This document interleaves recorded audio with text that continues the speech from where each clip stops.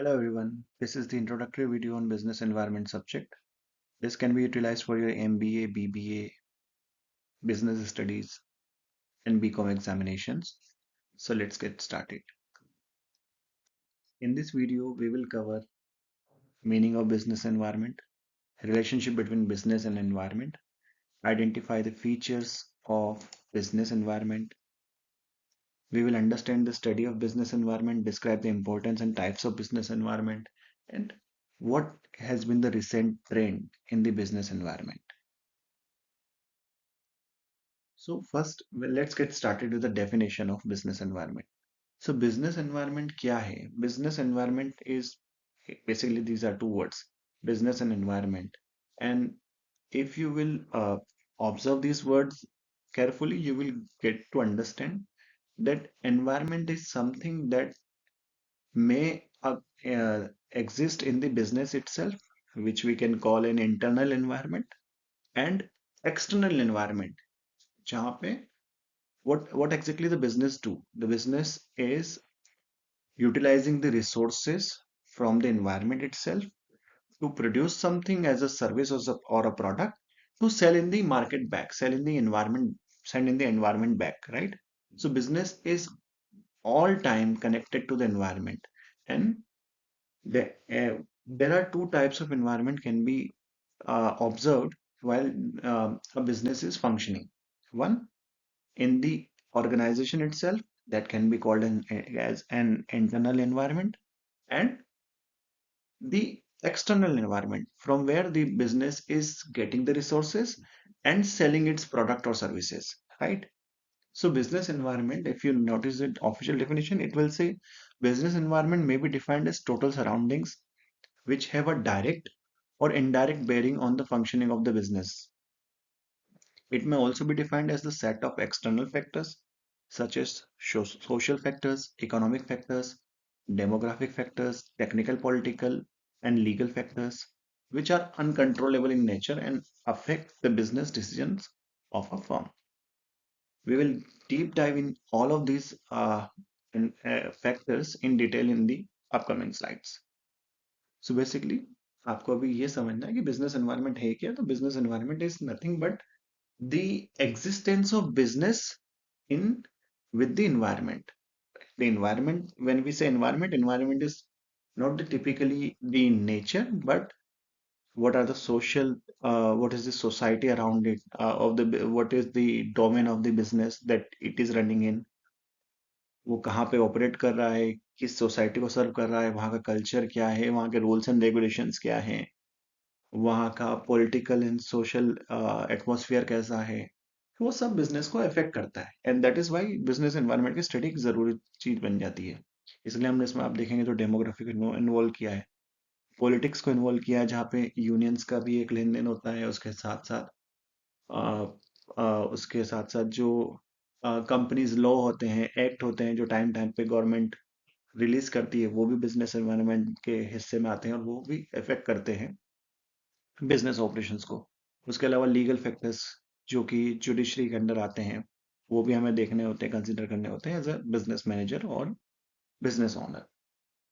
So business environment is nothing but the total surrounding of a business. That can be, if you are going to categorize it in, it can be categorized in two parts, internal and external. So internal factors क्या होता है, mainly controllable होते हैं, because as a manager or the business owner, you can manage and control till most of its part. मतलब 100% नहीं तो आप समझोगे कि आपका 90-95% एफिशिएंसी तो आपको मिल ही जाएगा बिजनेस कंट्रोल में, जब तक इंटरनल लेवल की बात चल रही है, क्योंकि आप अपना ऑर्गेनाइजेशन का कम से कम मैनेज कर ही सकते हैं, कंट्रोल कर ही सकते हैं. लेकिन जब एक्सटर्नल इन्वायरमेंट पे बात आती है, तो एक्सटर्नल इन्वायरमेंट आपके कंट्रोल में नहीं होता है, and that is why the management of internal and keeping an eye to make yourself prepared for the external, prepare yourself to manage your business in terms of external factors affecting it, वो भी बहुत important हो जाता है. So external factors affects companies operations. अगर suppose कीजिए, अगर petrol hike, आपका बिजनेस एक ट्रांसपोर्टेशन हेवी बिजनेस है जहाँ पे you are producing some good and that needs to be transported on a routine basis to one place to another, and if petrol prices are going are rising, तो फिर एक आपके लिए वो एक एक्सटर्नल फैक्टर है that becomes a problem, that becomes N operational problem for you, because again आपका cost उससे बढ़ जाता है, मार्जिन कम होते हैं, डिमांड एंड सप्लाई अफेक्ट होता है, and various consequences happens in the in that chain event. So वो आपके कंट्रोल में तो नहीं है, but how do you manage it, कैसे आप उसको करते हैं, तो उसके लिए पहले इसकी स्टडी करना जरूरी है। एक्सटर्नल फैक्टर्स अफेक्टिंग अ companies operations, economic conditions. Economic conditions क्या कह रही है, मार्केट में कई बार होता है कि आप इस तरह के प्रोडक्ट सेल कर रहे हैं जहाँ पे इकोनॉमिक कंडीशंस आपको सपोर्ट नहीं कर रही है। For example, we are recording this video in 2024, and if you go back in time, maybe 10-15 years back, so buying one mobile piece was very tough. किसी किसी के पास मोबाइल पीस हो रहा था, एंड थोड़ा टाइम बाद आज ऐसा टाइम आया है कि everyone can buy mobile piece, so there has been some change in the economic conditions. Buying terms easy हुए हैं मार्केट में, क्रेडिट मिलना इजी हुआ है, credit policy has been increased of every individual in the market, so it depends। Market dynamics कैसा है, obviously that I explain. Legal and regulatory frameworks क्या है, आपका लीगल और रेगुलेटरी फ्रेमवर्क्स बहुत चीज़ों को उसी तरह से सपोर्ट करते हैं। थोड़े टाइम पहले आप देखेंगे बिटकॉइन, जो क्रिप्टो करेंसी करके एक चीज़ थी, उसके बारे में बहुत उसमें बहुत investment as an lucrative investment देखा जा रहा था उसको, यानी कि उसमें काफ़ी पैसा आने की संभावना नजर आ रही थी लोगों को। बट थोड़े टाइम पहले ही इंडियन गवर्नमेंट ने अ, उस पे रेगुलेशंस बनाने की बात की, और कहीं ना कहीं ये टॉपिक उठा कि ये रेगुलाइज्ड है या नहीं, मतलब ये इन्वेस्टमेंट आपका सेफ है या नहीं, अगर कुछ कल कल को कुछ होता है तो विल गवर्नमेंट भी सपोर्टिंग यू। सो इस तरह की चीजें आने के बाद उसका थोड़ा सा उसके रेगुलेशंस की वजह से उसका कुछ जो अ, उस क्रिप्टो में इन्वेस्टमेंट पे काफी इम्पैक्ट पड़ा है। तो that is a regulatory framework that impacts as an and impacts the business as a business environment, external factor। Technological advancements काफी हद तक बिजनेस को प्रभाव करते हैं, सोशल कल्चरल ट्रेंड्स को प्रभावित करते हैं। So these are the basic items, basic elements that are mostly from external factors that affects the business environment। Let's now discuss on the features of business environment। So business environment के features अगर आप देखेंगे तो mainly उनको आप दो तीन category में आप याद रख सकते हैं। First one is the factors and forces, second is nature, and third is an unpredictability of the business environment. So factors and forces में क्या आता है, business environment is a sum total of all factors external to the business firm that greatly influence functioning of the business firm. अब इसमें आपके आ जाएगा customers आ जाएंगे, it covers factors and forces like customers, suppliers, competitors, government, and the social, cultural, political, technological, and legal conditions। ये तो आएंगी ही सही। So all these factors, चाहे वो social हो, cultural हो, political हो, technological हो, legal हो, all this affects the business। These are the factors as well as the forces। And nature of the business environment is dynamic, it keeps changing, ये हमेशा बदलता रहता है। बिजनेस एनवायरनमेंट आपके लिए कभी एक जैसा नहीं होता, मार्केट की हवा कभी भी किसी भी बिजनेस के लिए एक जैसी नहीं होती। For example, 5-10 years ago, maybe let's take a time of 2016, 17, maybe 15, at the time in the internet industry, Jio was evolving, and Jio becomes the biggest brand, the largest brand in India in terms of fiber linked internet delivery। तो आपको cable के through उन्होंने Pacific Ocean में cables बिछाई, and then they providing started providing internet to you, and they become the king of this market for some time। But now, after जब से बात हुई कि स्टारलिंक जैसे एक satellite based internet service provider market में आने वाला है, तो अब 10 ही साल भी नहीं हुए और चीजें बदलने लगी है, हर जगह वो हलचल सुनाई दे रही है। So it's a dynamic market, and obviously the competitors are also the part of external factors that we have learned in the previous factor. ठीक है, तो कॉम्पिटिटर आया, सेट स्टारलिंक आया और आपका प्रॉब्लम स्टार्ट हुआ. Now unpredictability of features business environment. So unpredictability क्या है? ऑब्वियसली नेचर डायनामिक है तो अनप्रिडिक्टेबिलिटी होगी ही सही. The changes in business environment are not predictable. It is very difficult to assume the exact nature of future happenings. Future में क्या होगा कोई नहीं जानता, ऑब्वियस सी बात है. And the changes in economic and social environment. Business environment differs from place to place, region to region and country to country. Obviously हर जगह हम सभी एक जैसा माहौल नहीं रहता, और एक ही माहौल आप सेट करके जाएंगे तो वो हमेशा नहीं मिलेगा आपको. So it keeps changing, so you have to always learn and skill yourself to manage it. Okay? So basically, there are forces and factors that affect the market. That is one feature of the business environment. Second is unpredictability of the market, and third is the dynamic nature of the market. Moving on.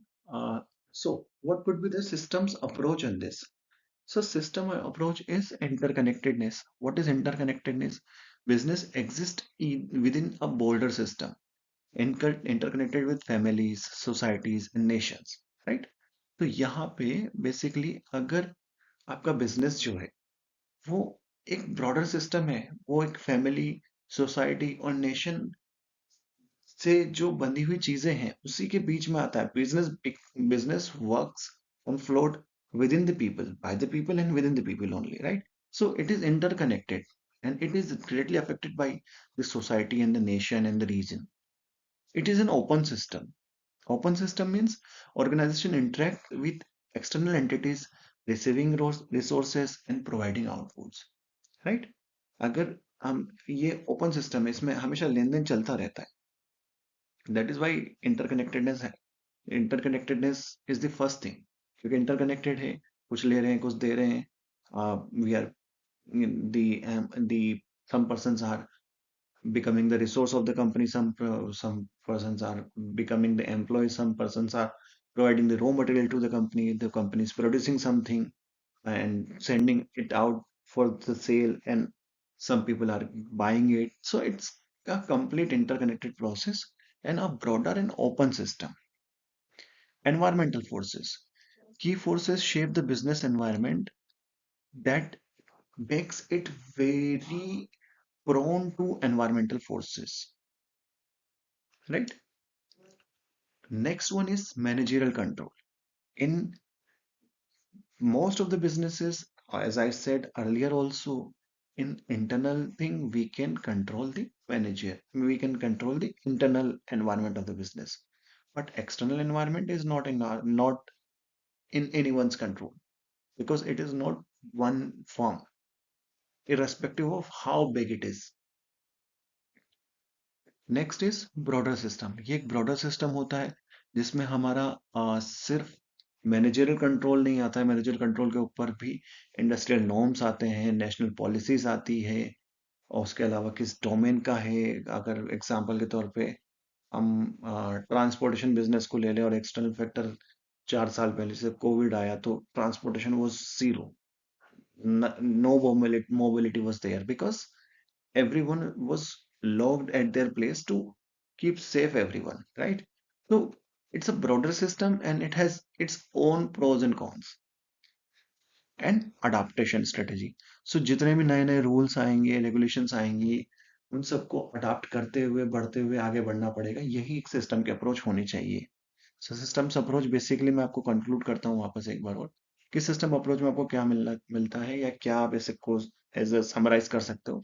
That it is interconnected. Interconnected means it is, you can, it is a very democratic process, right? आप कहीं से resources ले रहे हो, कहीं से raw material ले रहे हो, एंड कहीं पे सेल कर रहे हो, कहीं पे प्रोसेस कर रहे हो. So at every step of this business functioning, it is interconnected by the network of people. It is an open system. यहाँ पे लोग आएंगे, आपका एंट्री होगी, कुछ कुछ प्रोसेसिंग होगी, कुछ एग्जिट होगी, and obviously the factors will keep affecting it. It's a dynamic in nature. So it's an open system.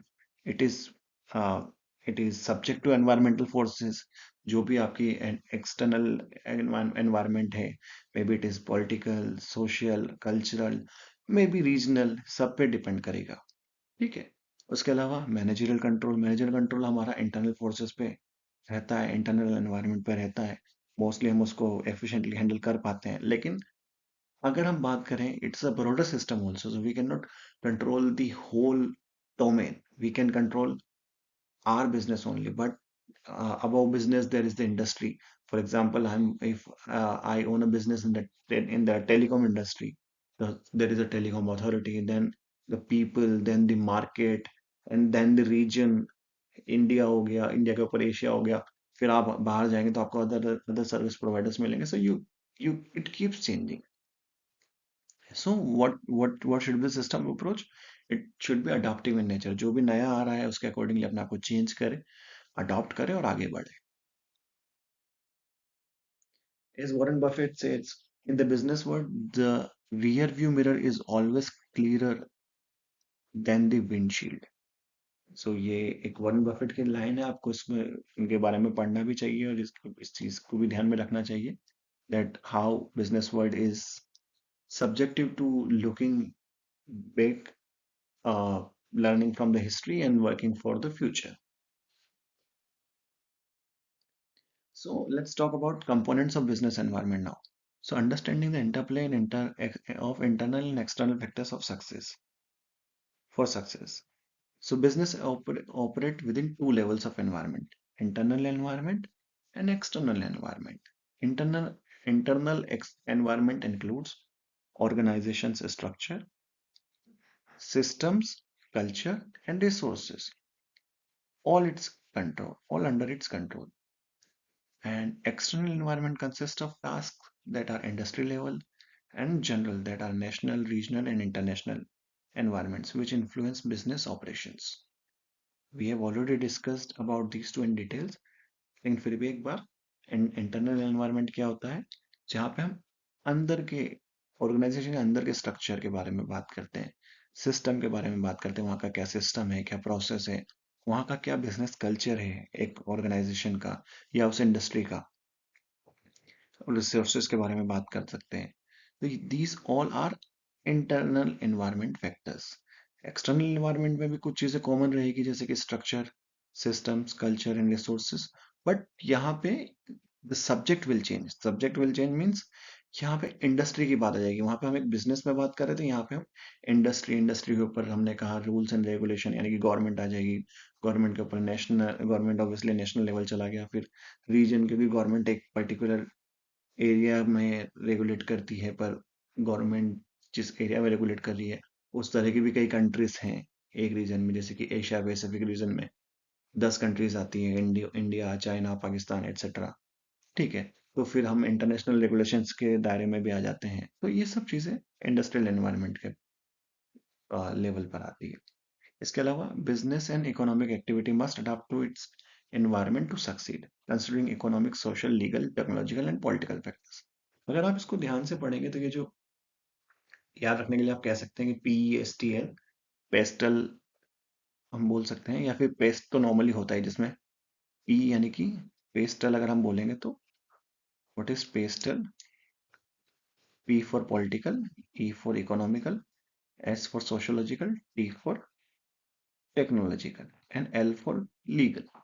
सो ये पेस्टल चीजें आपको ध्यान रखनी चाहिए, ये हर जगह बिजनेस में एटलीस्ट कभी भी बिजनेस के ऑपरेशंस की फंक्शनिंग की बात आती है तो ये चार पांच चीजें तो हमेशा आएंगी ही आएंगी, कि पॉलिटिकल फैक्टर्स क्या है, इकोनॉमिक कैसी है, सोशल स्टेटस कैसा है, कल्चरल कैसा है, टेक्नोलॉजी कैसी है, लीगल कैसा है, ये सब चीजों पर डिपेंड करता है। उसके अलावा नेक्स्ट बढ़ेंगे, modern businesses are interconnected with society and regulated by government policies obviously. Sixth is business environment encompasses various conditions and influences impacting and being impacted by the broader societal, economical and legal context. That is the already we have discussed that ये PESTEL के under में ही आता है सब कुछ। It's essential for business to understand and navigate their environment effectively to achieve their goals. Obviously businesses को हमेशा उन चीजों को समझना पड़ेगा एंड उसी तक अकॉर्डिंगली अपने आप को चेंज करना पड़ेगा to achieve their goals, otherwise they will lose their control on their business by the time. Moving on. Importance of business environment. So what is the importance of business environment? So importance of business environment consists of capitalizing early opportunities. What does this mean? Capitalizing early opportunities means environment friendly enterprises are the first movers to avail the existing opportunities of resources to grab the market. अगर environmental friendly आपकी company है तो obviously उसको वो capitalise करेगी जल्दी से जल्दी और आगे बढ़ेगी, नहीं तो पीछे रह जाएगी। फॉर एग्जांपल एक कंपनी करके थी, एशियन पेंट्स करके कंपनी है, एक नेरोलिक कंपनी, आपने नाम सुना होगा दोनों का, और एक मारुति उद्योग है जो मारुति ऑटोमोबाइल्स कंपनी है। सो मारुति उद्योग का पूरा जो पेंटिंग बिजनेस है वो एशियन पेंट्स के बजाय नेरोलैक के पास गया। क्यों गया? Because they had some technological advancement in their product.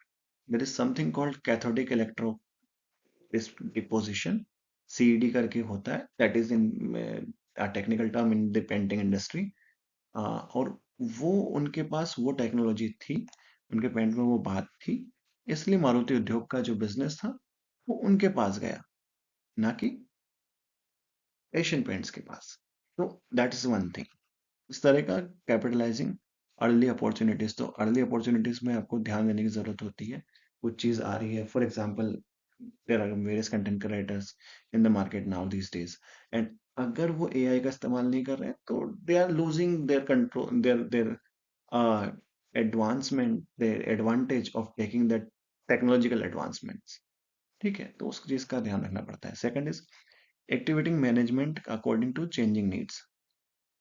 Management को आपको अपनी नीड्स के अकॉर्डिंग चेंज करना पड़ेगा, then only you will get to have a full control on the business environment. How will you do that? For example, there was one company at the time of the dilution of USSR, Russia में एक company थी। उस company का नाम था अपना ह्यूएस करके, एक नाम था कंपनी का, जो केमिकल इंडस्ट्री में काम करती थी। बट यूएसएसआर का अपघटन हुआ, कई छोटे छोटे राज्य उसमें से बने, और उस वजह से वहां पे जो वो रीजनल चेंजेस हुआ, that external change in the regional environment affected the business of that company. सो उनको वो बिजनेस अपना, उसको उन्होंने बहुत ही सही टाइम पे फैसला करके अपना बिजनेस डायरेक्शन चेंज किया, और ह्यूज कंपनी ने अपना बिजनेस ट्रांसफर किया आईपीसीए कंपनी को with some good amount, and they get out of the business in in their specific region जहाँ पे उनको ज्यादा कंफर्टेबल लग रहा था, तो वो वहां चले गए। एक होता है image building. Image building is an important component of business environment. There is one company called General Electric. General Electric is a very interesting company. आपने थॉमस एल्वा एडिसन का नाम सुना होगा, थॉमस एल्वा एडिसन जो कि bulb के आविष्कारक थे। The company was founded by him only in 19th century, और लेटर ऑन एक सीईओ हुए उस कंपनी के, जहाँ पे obviously general electric was always on top in number 1 and 2 ranking, and एक सीईओ हुए उस टाइम पे उन्होंने देखा कि जनरल इलेक्ट्रिक जो है एक पर्टिकुलर सेगमेंट में पिछड़ रही है, that is not getting position of number 1 and number 2। So the CEO decided that we should move on from this region, and we just pass this, outsource this kind of a business to any other company or any other region. So we do not invest our time in it. तो उनका timing, उनका image building का concept ये था कि हमेशा उनको number 1 and number 2 पे रहना है। जहाँ पे नंबर 1 नंबर 2 पे वो नहीं सस्टेन करना चाहते या नहीं रह पा रहे हैं, they will just either change their strategy और just outsource this market to fulfil their needs. So that is also one important component of business environment. Next is basis of strategy. Strategy क्या है business की, वो भी काफी dependent होता है, एक इंपॉर्टेंट चीज होती है जिसके बारे में ध्यान देने की जरूरत होती है। सो बिजनेस स्ट्रेटेजी का भी एक एग्जांपल मैं आपको देकर समझाता हूँ। फॉर एग्जाम्पल एक कंपनी है, imperial tobacco company in India के नाम से वो स्टार्ट हुई थी, and after independence it becomes Indian tobacco company, ITC. और आईटीसी बेसिकली एक टोबैको कंपनी थी, आज भी है, लेकिन उन्होंने और दूसरे सेगमेंट्स में भी अपना विस्तार किया। उन्होंने देखा कि आईटीसी होटल्स का आपने नाम सुना होगा, और आईटीसी होटल्स की आज इंडिया एंड अब्रॉड में एक बहुत बड़ी चेन है। उन्होंने देखा कि टूरिज्म में एंड हॉस्पिटलिटी में काफी अच्छा बिजनेस है, तो उन्होंने बहुत पहले से इस चीज को आइडेंटिफाई किया और उसमें अपना इन्वेस्टमेंट किया। So they are successful in that also. So strategy is also matters as in managing the business with the business environment. Intellectual stimulation, as I said, if like these days many of the companies are investing their time and efforts to to upskill themselves in the field of AI। आज हमारी आप हम businesses की बात करते हैं, पर आप किसी और एग्जांपल को भी ले लो, किसी गवर्नमेंट बॉडी को ले लो या जुडिशरी को भी ले लो, तो they are continuously trying to find a path where they can use and automate their process to save their time and effort। तो इंटेलेक्चुअल स्टिमुलेशन हमेशा रिक्वायर्ड होता है एक बिजनेस में, इसलिए कंपनीज भी most of the times training organise करती हैं और सारी चीजें करती हैं, ताकि कंपनी में जो एम्प्लॉयज है वो ट्रेन हो, आगे बढ़े, समझदार हो, उनकी लर्निंग डेवलप हो, और उससे वो नए नए आइडियाज लेके बिजनेसेस को नई दिशा में लेके चले। So, with intellectual stimulation, continuous learning is also an interconnected part of it. If we are not going to keep learning and get into an environment of continuous learning, we are going to definitely fall behind from our competitors that we definitely don't want. So, what are the importance of business environment? If we want to be in race in time, we should be capitalizing our early opportunities. We should be activating management according to changing needs, and we should be focusing on our image building, basis of strategies, intellectual stimulation, and continuous learning. Let's discuss the types of business environment. So, business environment can be categorized in majorly two types: economic environment and non-economic environment. And if we discuss further about the categorization of these two types of business environment, which are economic and non-economic, तो economic environment में तीन तरह के आपके पास आएंगे। एक होगा economic conditions, economic policies और इकोनॉमिक सिस्टम्स। इकोनॉमिक कंडीशंस क्या है? Economic conditions of a country refer to a set of economic factors which have great influence on business organizations and their operations। अब इसमें इन इकोनॉमिक कंडीशंस में क्या क्या आता है? इन इकोनॉमिक कंडीशंस में आता है आपका ग्रॉस डोमेस्टिक डोमेस्टिक प्रोडक्ट क्या है, पर कैपिटा इनकम क्या है, markets of goods and services क्या है, availability of capital, foreign exchange reserves, growth of foreign trade, strength of capital, etcetera, सब आपका इकोनॉमिक कंडीशंस में आता है। इसके अलावा second point is economic policies. So what are the economic policies of the particular business in that country or region। So, in important economic policies, there are various policies like industrial policy, fiscal policy, monetary policy, foreign investment policy, export import policy। अगर industrial policy के बारे में बात करें, तो industrial policy of government covers all those principles, rules and regulations and procedure that direct and control the industrial enterprises of the country and shape industrial development pattern of the nation। इसमें आपके सारे industrial law आ जाएंगे। इसके अलावा fiscal policy में आपका public expenditure, taxation, public डेब्ट, public revenue, financial administration, these all are included in fiscal policy। Monetary policy, हर देश का एक मॉनेटरी पॉलिसी होता है। उस मॉनेटरी पॉलिसी में आपको मिलेगा उस देश में किस तरीके से क्रेडिट की सप्लाई हो रही है। So basically it includes all the activities and interventions that aim smooth supply of credit to the business, and it should boost trade and industry in the market. So basically, the monetary policy should be supporting to the business, or that is also subject to the country.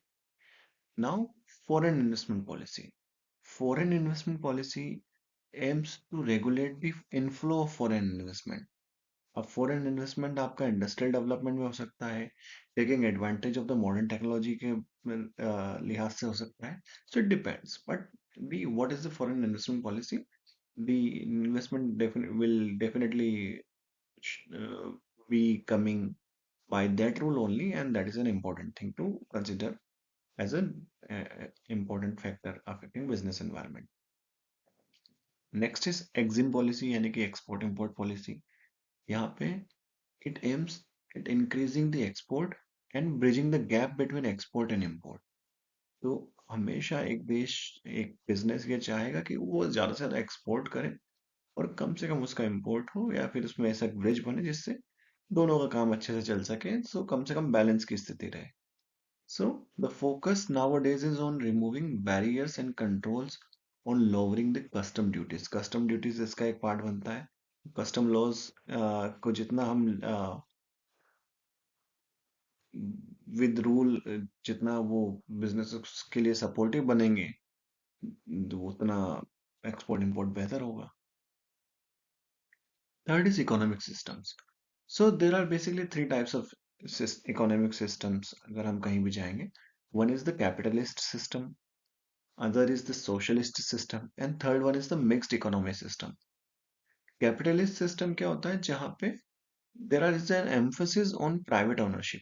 Capitalist का आपने सुना होगा, ये basically Hindi में इसको बोलते हैं पूंजीवाद, जहाँ पे the major focus is on the private ownership. Second is the socialist system, जिसको हिंदी में खासकर नॉर्थ रीजन में हम लोग ज्यादा सुनते हैं समाजवाद. So that is the where the resources are owned and managed by the state. State मतलब गवर्नमेंट. गवर्नमेंट पब्लिक कंपनी कुछ काम कर रही है, तो that is called a socialist system. One is capitalist system, जहाँ पे business owners, I mean private players काम कर रहे हैं, only private players, mostly private players. एक सोशलिस्ट सिस्टम जिसमें मोस्टली सोशल, यानी कि स्टेट काम कर रहा है, यानी कि राज्य काम कर रहा है, यानी कि देश की गवर्नमेंट काम कर रही है, बिजनेस का हर काम गवर्नमेंट के पास है. And third one is the mixed economy, जहाँ पे देयर इज एन को existence of private and public sectors. जैसे कि इंडिया, इंडिया में मिक्स्ड इकोनॉमी है. इंडिया में प्राइवेट प्लेयर्स भी है, इंडिया में पब्लिक सिस्टम भी है. कई जगह पे सिर्फ प्राइवेट है, कई जगह पे सिर्फ पब्लिक है, ऐसा नहीं है. Mostly it is a mixed. So जितना मिक्स्ड है, जितना इंडिया के लिहाज से, तो जितना अभी इंडिया का जो गवर्नमेंट विजन है, तो ऑब्वियसली इस डायरेक्शन में देखने को मिलता है कि वो ज्यादा से ज्यादा प्राइवेट पार्टनरशिप को एनहेंस करना चाहते हैं. to have their maximum focus on the governance, not in the business. So it depends time to time. जैसी गवर्नमेंट आती है, जैसा स्टेट होता है, जैसा रीजन होता है, वैसी पॉलिसीज अब अपग्रेड होती जाती है. Next one is non economic environment. Now let's discuss about the non economic environment. Non economic environment में आपके पास होते हैं social environment, political environment, legal environment. उसके अलावा आपको मिलता है इसमें टेक्नोलॉजिकल एनवायरनमेंट एंड डेमोग्राफिकल एनवायरनमेंट. अगर एक एक के बारे में हम थोड़ा सा ब्रीफ में बात करें, तो सोशल एनवायरनमेंट क्या होता है? सोशल एनवायरनमेंट यानी कि उस जगह का कस्टम क्या है, जहाँ पे बिजनेस हो रहा है, वहाँ के ट्रेडिशंस क्या है, वहाँ के वैल्यूज क्या हैं, वहाँ के believes, poverty, literacy, life expectancy rate, ये सब सोशल एनवायरनमेंट के अंतर्गत में. सोशल एनवायरनमेंट को सारी चीजें ये अफेक्ट करती हैं, और ये सब चीजों को देख के ही बिजनेस आगे बढ़ता है. Political environment. पॉलिटिकल एनवायरनमेंट में we discuss about the government policies, attitude towards the business community, unionism. All these aspects have bearing on the strategies adopted by business firms. So this is the political environment where the ideology of the political party influences the business in some regions. Again, there are trade unions in some at some places. So most of the labor unions in India affiliated to various political parties. तो एक ऐसा time भी जहाँ रहा जहाँ पे बहुत ज्यादा स्ट्राइक्स, लॉकआउट्स और लेबर डिस्प्यूट्स देखने को मिलते थे। अभी थोड़ा थोड़ा टाइम ऐसा हो गया जहाँ पे ऐसा नहीं है, अब कम चीजें अच्छी हो गई है, बेहतर हो गई हैं। ये ट्रेड सब मैच्योरिटी के साथ जुड़कर एक दूसरे से काम कर रहे हैं।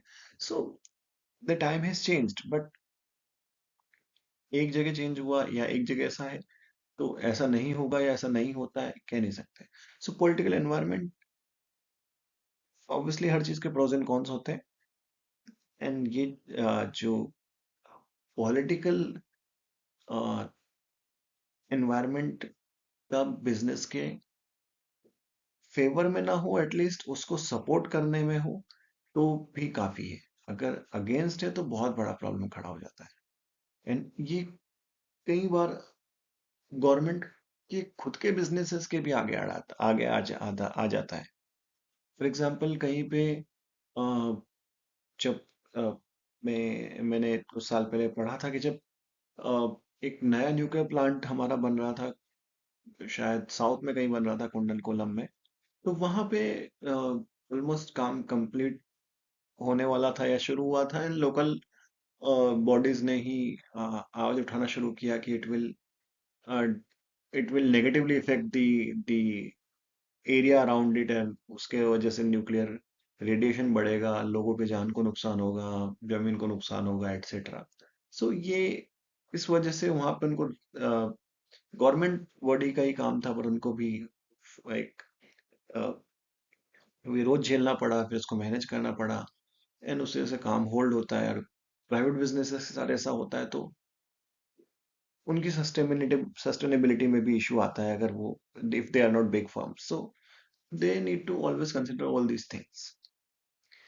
लीगल एनवायरनमेंट में आप जाएंगे तो हमेशा company should abide by the rules and should do the business as per the rules only. अगर कहीं कोई चीज है जो मिस हुई है तो उसको स्टडी करना चाहिए, पढ़ना चाहिए, और उसको उसके साथ आगे बढ़ना चाहिए। लीगल एनवायरनमेंट में आपको मिलेंगे कंपनीज एक्ट 1956, जो हर कंपनी पे लागू होता है। उसके अलावा अगर आप फॉरेन एक्सचेंज मैनेजमेंट एक्ट 1990 है, अगर फॉरेन एक्सचेंज में आप काम कर रहे हैं। फैक्ट्रीज एक्ट है 1948 का। इंडस्ट्रियल डिस्प्यूट्स एक्ट है 1947 का। पेमेंट ऑफ ग्रेच्युटी एक्ट है 1972 का। ग्रेच्युटी के बारे में भी, gratuity is also one of the right of the employ after serving considerable period in the same company. So उसके बारे में भी नॉलेज होना चाहिए बिजनेसेस को। इंडस्ट्रीज एक्ट है 1951। Prevention of food adulteration act है 1954। एसेंशियल कमोडिटीज एक्ट है 2002। The standard of weights and measures act है 1956। Monopolies and restrictive trade practices act है 1969। Trademarks act 1999। Bureau of Indian standards act 1986। Consumer protection act, environment protection act, competition act, आपको देखने को मिले। इन सब act के बारे में आपको ध्यान रखने की जरूरत होती है।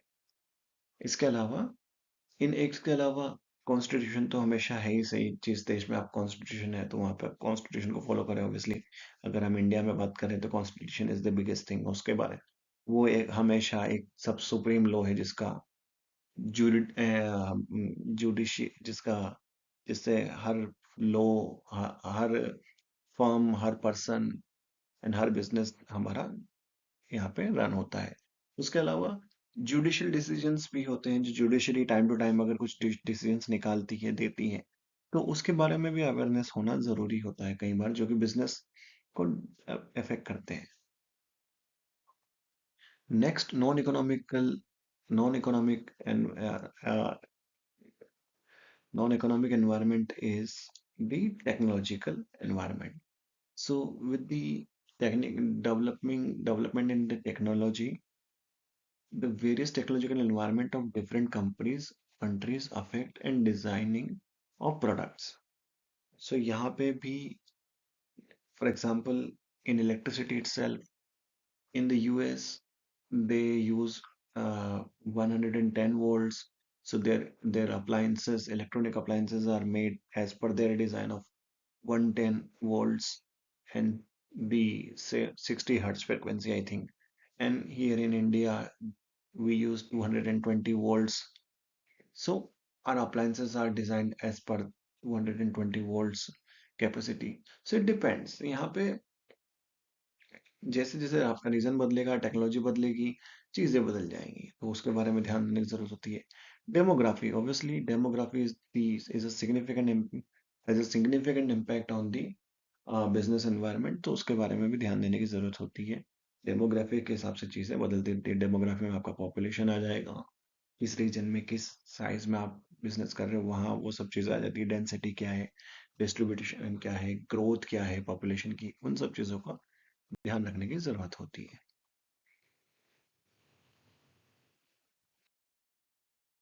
Next is liberalization, privatization, and globalization. So, liberalization means liberalization refers to removing unnecessary controls and restrictions for the smooth functioning of business enterprise. इसमें क्या हुआ कि गवर्नमेंट ऑफ इंडिया ने 1992 के दौरान ये एलपीजी स्कीम लाई, जिसमें लिबरलाइजेशन, प्राइवेटाइजेशन, ग्लोबलाइजेशन कहते हैं। लिबरलाइजेशन में उन्होंने जो अननेसेसरी कंट्रोल था, रेस्ट्रिक्शन था बिजनेसेस पे, वो हटाया। दे abolished industrial licensing requirement in most of the industry. Licensing की जो प्रक्रिया थी, जो रिक्वायरमेंट थी, उसको खत्म किया। इस वजह से इंडस्ट्रीज ओपन हुई और कम प्लेयर्स आए, और प्लेयर आने की वजह से और कॉम्पिटिटर्स आए, और कॉम्पिटिटर आने की वजह से क्वालिटी इंप्रूव होती है, और क्वालिटी इंप्रूव होने की वजह से प्रोडक्ट इंप्रूव होता है। ओवरऑल मार्केट में उसकी डिमांड और सप्लाई अच्छी होती है, एंड बिजनेस बढ़ता है, मार्केट कैपिटल बढ़ता है। Freedom in deciding scale of business activities, पहले फ्रीडम नहीं थी स्केल, बिजनेस स्केल को बढ़ाने की। प्राइसिंग की फ्रीडम नहीं थी, उसकी प्राइसिंग भी गवर्नमेंट तय करती थी। प्रोसीजर्स काफी कॉम्प्लिकेटेड थे, तो इन सबको सिंप्लीफाई करके टैक्स में थोड़ा सा सिंप्लीफिकेशन किया, रिडक्शन किया, पॉलिसीज थोड़ी सी इजी की, फॉरेन कैपिटल एंड टेक्नोलॉजी को वेलकम किया। इन सब की वजह से इस सब को कहा जाता है लिबरलाइजेशन, और इसके इन सब की वजह से मार्केट खुला तो प्राइवेट प्लेयर्स आए, that is called privatisation. So privatization refers to the reducing the role of public sector by increasing the role of private sector. As a result, policy reforms announced in 1991, उसमें 1991 में जो policy reform हुआ, उसी को privatisation act के में कहा जाता है।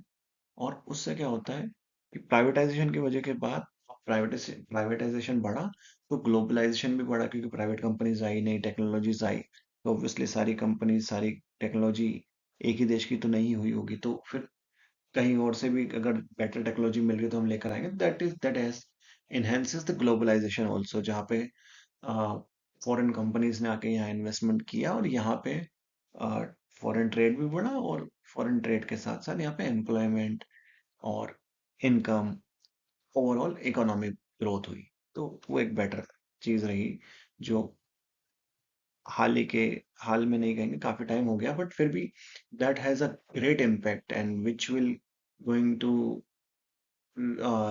Impact impact us for a longer duration. ये एक छोट आजकल की तो बात है नहीं, 25 साल से ज्यादा, 30 साल से ज्यादा हो चुके हैं, और अभी मेरे ख्याल से 30-40 साल और इसका इम्पैक्ट रहेगा, until the next revolution or next revolutionary trend come into the business environment by the government. So it depends, आएगा कब आएगा नहीं पता, लेकिन LPG was the most considerable business business environment update in the recent time. So that needs to be clear to all. इसलिए हम LPG के बारे में पढ़ते हैं। Now summary is definition of environment. We have already learned that it encompasses all external forces influencing business operation. जितने भी business operation में influence करते हैं, वो सारे external factors हमारे environment की श्रेणी में आते हैं। बेसिकली हम environment को हमने पढ़ा है कि इकोनॉमिक एंड नॉन इकोनॉमिक दो फैक्टर्स में डिवाइड करते हैं।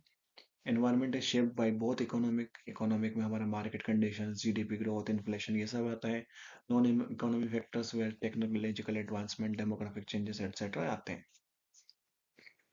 तो ये एक टाइप्स ऑफ फैक्टर्स है, external factors that affect the environment. Nature की हम बात करें तो ये डायनामिक इन नेचर होता है। डायनामिक नेचर होता है मतलब ये स्टैटिक नहीं होता है, सब्जेक्ट टू कांस्टेंट चेंज होता है, और ये डिपेंड करता है इनोवेशन पे, पॉपुलेशन शिफ्ट पे एंड टेक्नोलॉजिकल एडवांसमेंट पे। जैसे जैसे ये बदलते रहते हैं, ये डायनामिकली ये भी बदलता रहता है। Innovation and technological advancements in science and technology drive changes in the economic environment. Obviously innovation and technology का सीधा संबंध है साइंटिफिक डेवलपमेंट से। Population dynamics. Changes in population demographics such as aging populations or shift in consumer preferences influence economic conditions. That is a great impact, and India is going to subject of this very soon. Anyway, we are in the era of population dynamics itself, जहाँ पे युवा भारत ने काफी consume करना शुरू किया है, market में काफी खर्चा करते हैं, और धीरे धीरे जैसे जैसे युवा भारत की एज बढ़ेगी, उसी तरीके से बिजनेस ट्रेंड भी यहाँ पे बढ़ेंगे, बदलेंगे। Impact on business operations. Understanding and adapting to changes in the economic environment are crucial for business to thrive amidst evolving market dynamics. So business operations पे जो impact है उसको समझते हुए, उसके accordingly अपने आप को manage करते हुए अगर business आगे बढ़ेगा, तो it will be great for the business, and it will have a longer run and sustainability in the market.